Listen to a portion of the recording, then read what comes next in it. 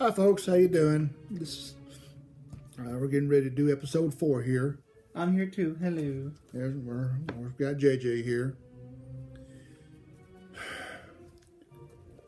As I said before, I did a lot of exploration on the tracks. When we moved back from Mississippi to Arkansas, the house we moved into has some railroad tracks behind it. And I did a lot of adventures up and down that tracks.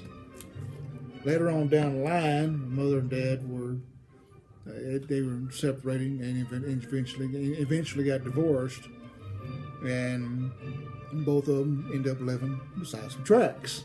So I did a lot of exploration. Had a lot of fun walking up and down tracks, railroad tracks. Surprised I didn't get run over by a train because I spent a lot of time on them. So, with that being said, spending so much time on railroad tracks, I would have to write something about my railroad adventures. Railroads are fun. Yeah, railroads are fun. Just don't get caught by a train. Yeah, don't get hit by a train. Watch what you're doing. So, of course, the point simply entitled is Railroad Adventure. So, with that being said, it's in a rhyme pattern. So, here we go. The railroad tracks, a perfect place for being alone, to think and daydream. Beauty is everywhere you look when you're deep in the country of woodlands. The tracks are a perfect place to explore as you sing songs of happiness without being heard. Joy can be found while you're on the tracks, alone or with a friend. You can throw rocks in the rivers, creeks, and ponds along the way. You can pretend to travel from place to place, creating a life of many adventures. Simple, short, sweet, not a whole lot to it, but it's part of my storyline. So there you go. Now, when I moved back from Mississippi to Arkansas, before then, in Farmington and Fayetteville, we went to a church. It was an old Pentecostal. Now, I told you this before. And in Mississippi, we went to the same type of church. Not only was the dress code strict, their belief in watching TV was strict. You weren't allowed to watch TV. So for 2 years, when we was going to this church, we weren't really allowed access to TV. Even though we had TV available, we the kids weren't really allowed to watch it. So through the early 80s, I didn't know anything about a few things until I got to the point where I was old enough to do my own thing and realized some things between the 80s and 84 I kind of missed out on because I wasn't allowed access to it. And they called this TV, they called the TV, and the church did, they called it the one-eyed demon. And the reason they called it the one-eyed demon, because they said it was of Satan. It was a demonic creation created by man to entice you to do evil things. That's why they called it the one-eyed demon. And I figured if watching TV corrupted your mind, your heart, your soul. And to me, of course, TV is nothing pure. It's just entertainment. If you don't like what you see, change the channel. If you don't like what you hear, push the mute button. If you don't like it at all, don't turn it on. Just keep it off. To me, when I watch movies and entertainment and shows and videos, it's watching someone else's creation. It's something they took time. It's just art. It's art. It's something someone took time out to create. So, when I started watching TV, of course, obviously, I like science fiction. I like horror stories. But when I watched my first 2 horror movies, I was not prepared, so to speak, for the kind of nature that these 2 horror movies brought about. One of them I watched in Mississippi when the parents were in bed. It was called The Intruder Within. And it was about an alien creature that would take over people's bodies and consume their bodies from the inside out. And they had to kill it, I think, by burning it or something, barbecuing it. The other one, of course, was I watched it at my grandmother's, and it was Carrie. And I think everybody's pretty well familiar with the original Carrie movie about a girl that had telekinetic powers and a bunch of high school kids at the prom. Of course, they've been messing with her throughout the entire movie, aggravating her, and then actually at the prom, they finally got her at the prom, tried to humiliate her, and she obliterates them all. So, of course, it was late night, between 12 and 3 o'clock in the morning, I watched these two movies. And at the end of the movies, I had to pee. It was about 3:30, 4 o'clock in the morning. I really had to pee. But every time I'd go to step off the couch onto the floor, I'd see the alien creature's arm come up under the couch, or I'd see Carrie's arm come up under the grave to grab my ankle. So I couldn't go pee. So I just kind of sat there until the sunrise. I figured these demons were afraid of the sunlight, so I would just sit there until the sun rays pierce the room. That way I can get up off the couch and go pee. But I sat there for over an hour. I used to do that when I was a kid. Almost 2 hours I sat there needing to go pee. But after those two movies, I began to. They didn't bother me anymore. I knew what to expect. I knew what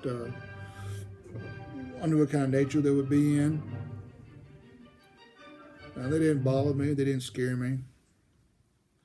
While my present wife, her two daughters, they love to hate scary movies. I'll explain. The first time my wife watched a scary movie, we was watching Piranha. And toward the end of the movie, where they just killed all the fish, and the girl called the doctor and said, the doctor called them, and he started to say something. The girl said, "No, we killed them all. They're all dead." And he says, "No, those are just the babies." And the guy on the back of the boat says, "Well, where are the parents?" And just about that time, a big old giant piranha jumps out, grabs the guy, and takes off with him. And just as he did that, of course, my wife was getting really intense into the movie. And she didn't use her hands or her feet. She used her butt cheeks to propel herself off the couch into my lap and scream bloody murder. I had to calm her down and say, "You okay? You all right?" And of course, when her daughters would watch the same kind of movie, I would sit there on the arm of the couch, just like a boss, just watching my movie. And of course, all three of them had their knees up in the couch, facing one direction, my direction, all buried under blankets with their heads behind pillows. They were doing this the whole time, watching the movie, waiting for the scary parts. When the scary parts come in, they duck their head behind the pillow. But they wanted to watch the movie. And when the movie was over, of course, we had the lights out, and they turned all the lights on, every room they went in. They turned the living room light on, went to the hallway, turned the hall light on, ran down the hallway, turned the bedroom light on, and kept the light on instead of for almost 2 or 3 hours watching comedy, watching funny stuff. They didn't want to turn the light out because they was spooked. But they kept watching scary movies with me. They wanted to watch them, even though it spooked them. But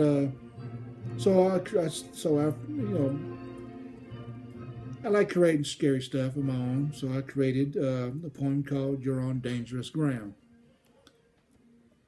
So that's funny. This was my entertainment, my creation of a good scary story. Of course, some of the stuff will sound familiar because, but this is written before some of this other stuff came to pass. This was written in 1985. This is my own original creation. And it's about, a person having a nightmare. And during his nightmare, he's walking through a graveyard, checking the graveyard. I was kind of exploring, just wondering what's going on, wondering what everybody died of. And all of a sudden, the dead start coming to life on him, and he tries to get away. And of course, then he wakes up from his nightmare just to hear a voice from outside his window, from the grave, giving him a warning. So this is that point. You're on dangerous ground. As I stood in the midst of a cemetery, I seen fog rising from the ground. A strange scent filled the air, and I saw shadows in the distance. I walked forward, looking at each gravestone, wondering what they died of. As the mystery puzzled me, I looked up and seen more shadows, much closer now. It was midnight. The moon was full. The bodies in their graves began to get restless and began to dig their way out of their coffins. They crawled slowly on their hands and knees, their flesh deformed by the bugs of the earth. I ran into a morgue for safety, but the bodies inside were also restless. They too began to dig their way through. I struggled nervously to open the door. Finally I did, but they were everywhere. A rugged club appears from nowhere. I make haste to the rugged club. I swing away at these rotted creatures, and as I connect, parts of their bodies begin falling and crumbling to the ground. A hand reaches up from the soil, grabbing a hold of my ankle. I awake suddenly from a restless sleep. I was having an intense nightmare. I rise up slowly from a sweat-soaked bed. I walk toward the open window and gaze outside. Cold chills go up and down my spine. A chilling voice from beyond, warning, "Be careful, my friend. You're on dangerous ground." That's my scare point. And of course, I wanted to, I'm in a scary mood. I went out, so I created a poem about a video machine that's gone berserk. And the reason that I've envisioned a video machine that gone berserk is, of course, like every teenager, you want to go into you visit arcades. Back to me, arcades were a big thing back when I was a kid. Man, we had a lot of arcades around. I miss those. Yep, I do too. We got one over here now. They put one over here by the store, by the Asian market. There's a new arcade over here now. But of course, it's small. It's not as big as this one. This one's big. It had arcade games everywhere. So I walked in there, had some money, and I played some games. And I noticed this one game, everybody was just lined up to play. Lined up to play the one game. The other games were fun, they were exciting. They had 1-2 people ready to play, and then they'd go dormant for a little bit, and another person come up and play it. But this one particular game, he had a line of people. You had to wait. It was a waiting list, pretty much, because everybody wanted to play this game. I took my shot at it and got my butt kicked, of course, because I'm not very good at playing video games. My son tries to get me to play video games, but after a while, after a few years, and then my early adulthood life, when I get there to adulthood, I stopped playing video games because they pissed me off. Because I wasn't very good at them. I couldn't win, and I'd get mad at the game. Some people would take their controllers and throw them at the TV screen. They would hit the TV screen. They would take their game box and chunk it. I've come close a few times doing that when I was playing video games. I got tired, I kind of grew out of it and decided now I'm not playing video games anymore. I still play them. He still plays them. I don't. He begs me to play games with him. No. I can teach you. No, I'm not playing video games. This is why. So this is why I made this point, because everybody plays this one game, and I envisioned, why not? Everybody's trying to beat this one particular game. Why not have this game be possessed? And when a person finally beats the game, the person that beats the game absorbs the player into the game. And it becomes part of the game now. So every time you beat the game, it comes at a cost, which coined the phrase, victory comes at a cost. So that's how I created Video Freak.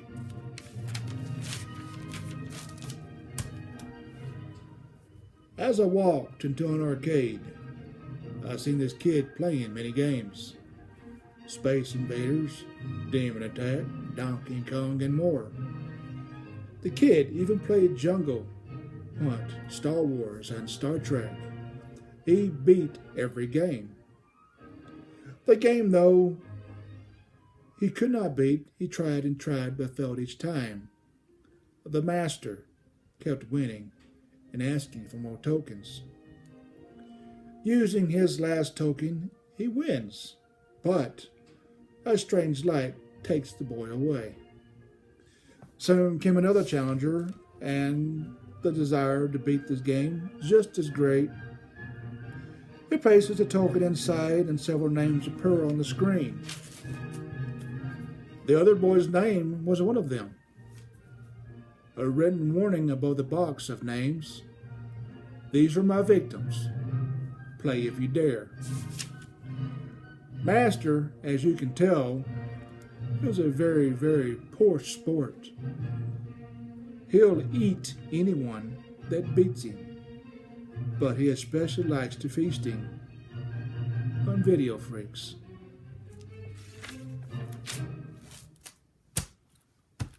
So that was a couple of... Reminds you of Jumanji. Yeah, it can remind you of Jumanji. You can come Jumanji, of course, if you don't know the game Jumanji. Once you start playing the game, it pulls you into the game, and you actually have to beat the game to escape the game. So that's my take on that was my Video Freak. All right.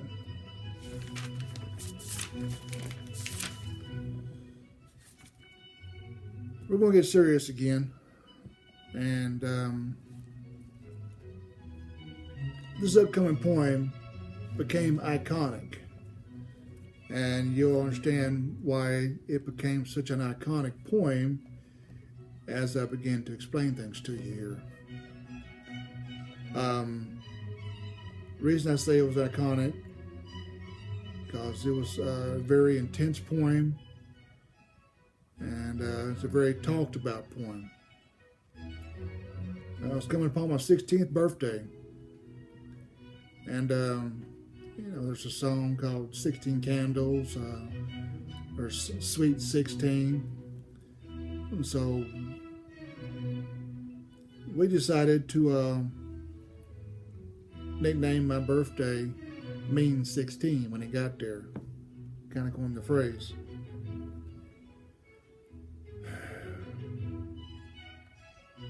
Of course, my parents were... The fighting got more intense, and one day, out of anger at my father, my mother told me straight up to go to hell. Because for this time, on a very rare occasion, I somehow took his side, apparently, not knowing that I chose sides. So he had to take me outside to kind of calm me down a little bit. Of course, my father also, when he started whooping on us, he would lose his temper, and he'd go into a rage.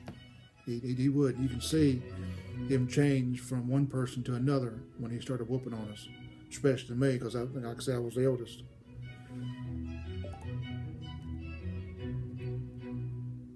And of course, this goes along with the beating I got from the babysitter.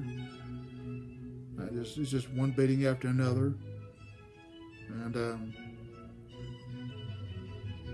dealing with one fight ache one fight after another. That's why I would hide off in my room. I would go in my room and hide. I didn't spend time with the family. I would go hide in the room. I didn't watch the game. My dad. I didn't play games at the table. I go into my room and hide.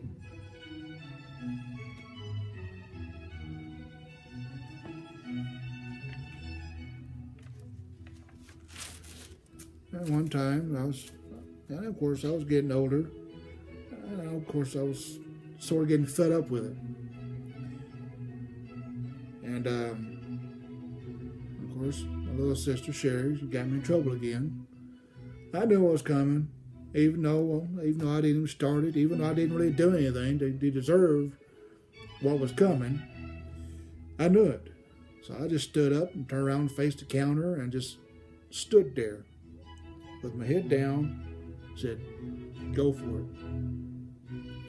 And he took the belt off and he just wailed at me and wailed at me and wailed at me and wailed at me and wailed at me. And I was so pissed. I didn't whimper. I didn't cry out. I didn't flinch. He wailed a few times and stopped and just kind of looked. And he wailed a few more times and stopped and then looked. And then he started to do again and just said, "Okay, whatever." Because he was dumbfounded. He couldn't believe I was just sitting there taking the licks that I was taking, and I wasn't crying out. I was that mad. I was that angry with my sister. I was downright pissed off at her for getting me in trouble again for doing nothing. So he got exhausted trying to hurt me. It exhausted him. He got, like you say, he just got fed up with it. He just, okay, fine, okay, whatever. And of course, a few days later, they were having a little get together down one of the other trailers. It was a trailer park, by the way, at this time. And it was down a few trailers down. They had a little get together, and I was just flat out pissed off. I was mad. I was angry. I'd had a bad day. Everybody in school wanted to be obnoxious and irritable. Isn't that just school in general? Yes. Mainly the teachers. Had a pissy teacher. When I got home, the family, everybody wanted to fight everybody. It's like everybody had a bad day that day. And so it was night. It was about 8:30, 9 o'clock. I was sitting there just fuming. I was angry. I was pissed. I was angrier than I ever been. My entire point to this, my entirety to this point. I was just very pissed off. So I went for a walk. I walked around the trailer park a few times, walked into the woods. I sat down by the pond. I was outside. I was in the woods just outside the trailer park. I actually had a pretty good fishing trip at the pond one time. Went out there one day from sunrise to sunset almost, about 3:30, 4 o'clock in the afternoon. Caught 9 bullhead cat. I had two fishing poles sitting there, and every time one started dangling, the other one started dangling. I had to pull the other one in to get the catfish off of it. And by the time I got the other one, it stopped. And then I had to rebait it. By the time I got that rebaited, and the other one started going off, caught 9 of them that day. We had a fish fry. But back to this right here. Bet you were proud of yourself. Oh, I was. I had a good day. I took them home. Took 6 of them home to Mom before lunch, and she cleaned those out. Went out and caught 3 more. Brought those 3 home. She cleaned those, and she made hush puppies, French fries, and we had catfish. So we had ourselves a fish fry that night. But when I got back to the house or the trailer, when everybody was at, I had time to think. I had time to brew on what I was pissed off about, what I was angry about. And Amy noticed me as I got back in, the other sister. She noticed me while I walked back in. She didn't say nothing to me. She noticed me. She noticed me sitting on the couch there at the coffee table. I found a pencil and I found a piece of paper. And I wrote the title, And then wrote the and I finally wrote the poem.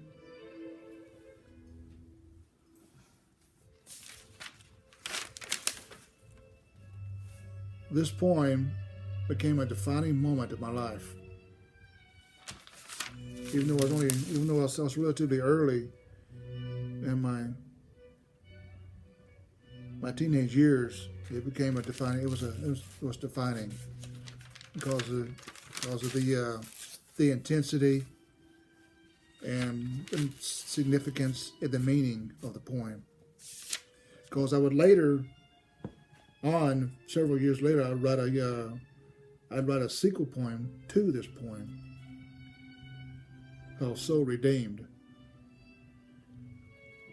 But Walk of Death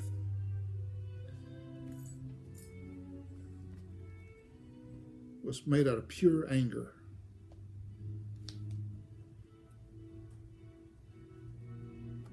In the woods, I walked slowly.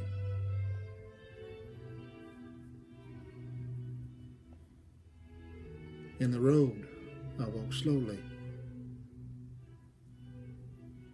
Anywhere I go, I walk slowly. My eyes burning as they water from anger. My body is tense, I can't hold it back. My anger shall be the demise of me. For on this night, I walk the walk of death.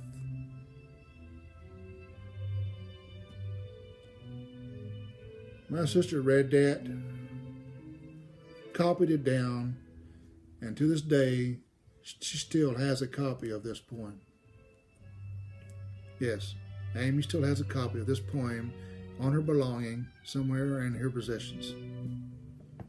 And she has sworn she will never let this poem go because of the meaning, intensity, the significance, the defining signature that this poem left on our lives.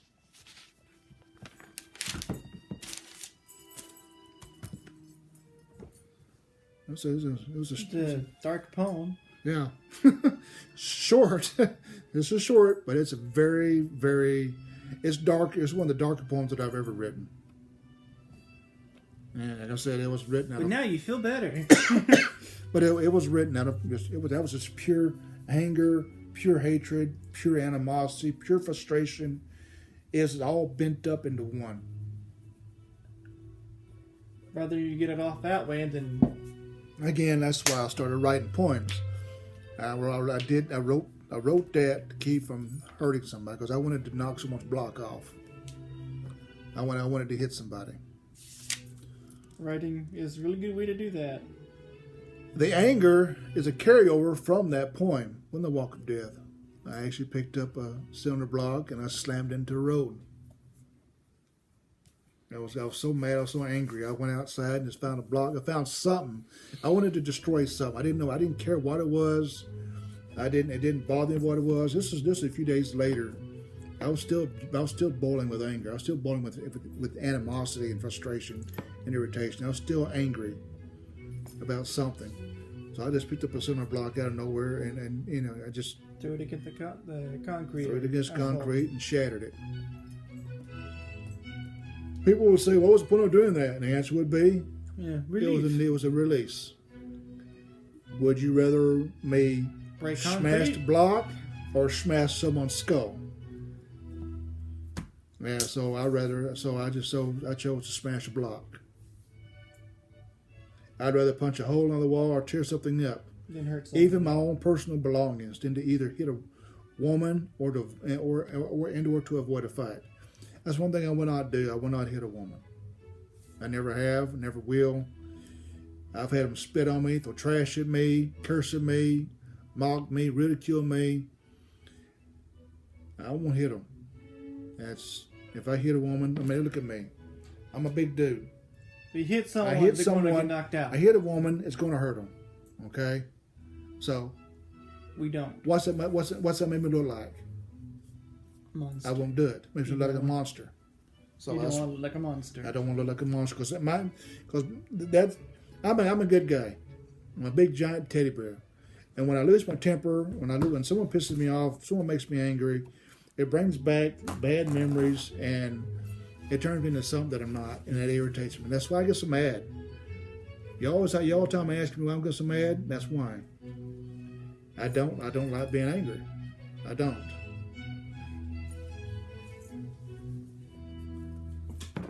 Yeah, if I'm forced to fight, I put up enough effort. I put up enough effort to get my point across, but I won't go any further than that. So the walk of death, and of course the anger, but marked the beginning of me standing up for myself. So we're going to read this poem here, The Anger, and I got to wrap things up. This time it's going to be a little bit shorter on this segment because I got some things I got to do this afternoon. But I want to put these two poems together because they are coexisting. Yeah, they're same story. Basically based off the same aspect of frustration, anger, and of course it's a transition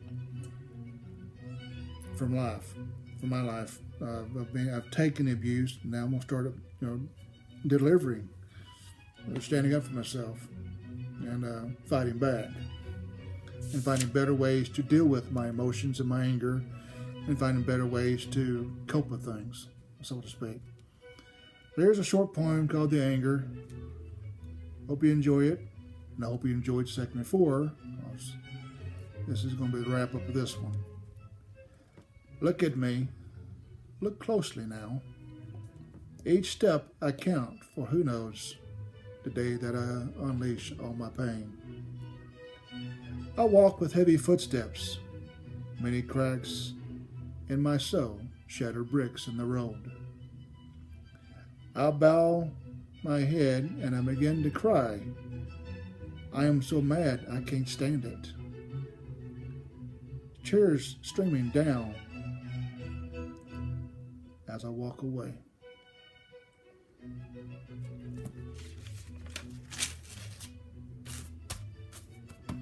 So, we're up to a transitional phase in my life now. I'm over 16, or start moving to a different phase, to a different aspect of mine. Unknown caller. And with that, we'll end this segment, and we will catch you next time. Take care. Next time I put the phone